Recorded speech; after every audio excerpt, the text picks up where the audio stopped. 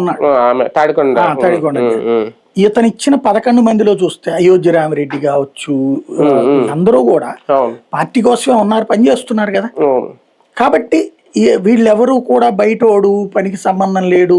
అంతకుముందు మేకపాటికే అదే అతను ఎవరు ఇప్పుడు నెల్లూరు ఎంపీగా చేస్తున్నారు వేమిరెడ్డి, అప్పుడు ఇచ్చిన వీళ్ళందరూ కూడా పార్టీ కోసం చేస్తున్నటువంటి కృష్ణయ్య పార్టీ కోసం పనిచేసినటువంటి వాడే, లేకపోతే మొన్న రాజీనామా చేసినటువంటి వాళ్ళలో పార్టీ కోసం పనిచేసాకనే కదా ఇచ్చింది.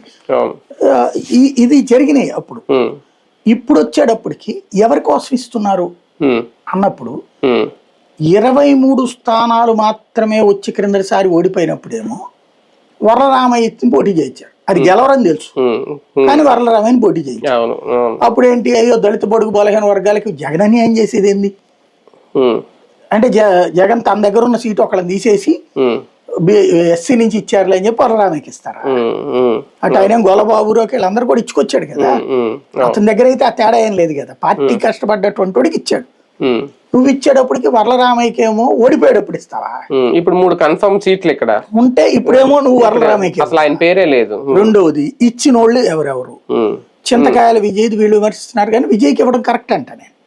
ఎందుకంటే ఒక తరాన్ని క్లోజ్ చేసి ఇంకొక తరాన్ని